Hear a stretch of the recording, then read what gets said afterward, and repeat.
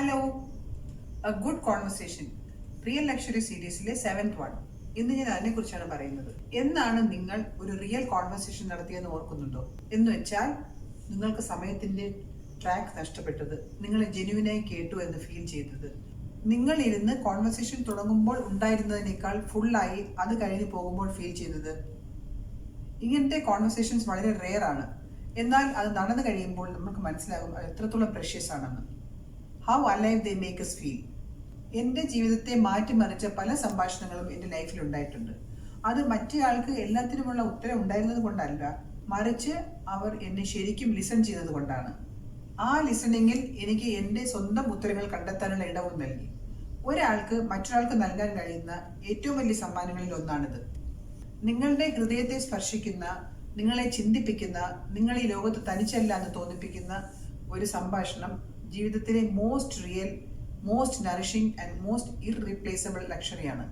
And all it takes is two people willing to truly stand up for each other. ഇനി നമുക്ക് ഇന്ന് എന്താണ് ഉണ്ടാക്കുന്നത് നോക്കാം. ഇന്ന് ഞാൻ ചക്ക പായസം ഉണ്ടാക്കാമെന്ന് വിചാരിച്ചു. എനിക്ക് കുറച്ച് ചക്ക കിട്ടിയായിരുന്നു, അപ്പോൾ ഞാൻ അതിലൊരു പായസം ഉണ്ടാക്കാമെന്ന് വിചാരിച്ചു. അതിനായിട്ട് ഞാൻ ആദ്യം നെയ്യ് ചൂടാക്കിയിട്ട് അതിലേക്ക് കുറച്ച് തേങ്ങ ഇട്ട് കൊടുക്കുന്നു. തേങ്ങയിട്ട് ഇതിനൊന്ന് റോസ്റ്റ് ചെയ്ത് മാറ്റാം ആദ്യം.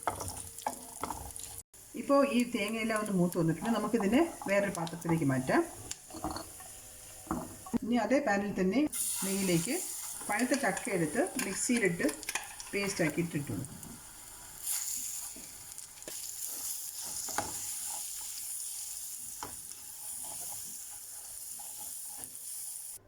ഇനി ഇതിലേക്ക് ശർക്കര മെൽറ്റ് ചെയ്തിട്ട് അത് ഒഴിച്ചു കൊടുക്കണം.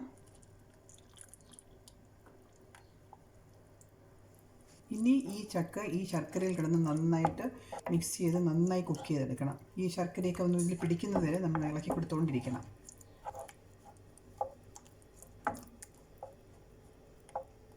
ഇതിപ്പോൾ നന്നായി കുറുകി വന്നിട്ടുണ്ട്.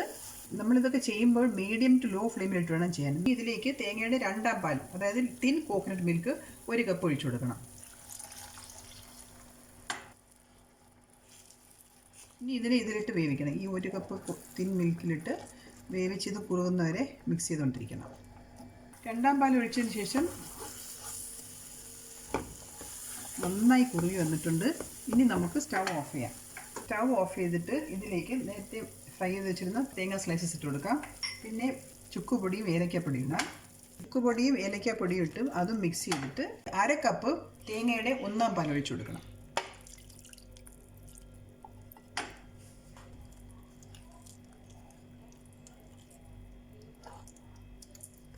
1ാം പാൽ ഒഴിച്ചതിന് ശേഷം ഇതെല്ലാം കൂടെ നന്നായി മിക്സ് ചെയ്തിട്ടുണ്ട്.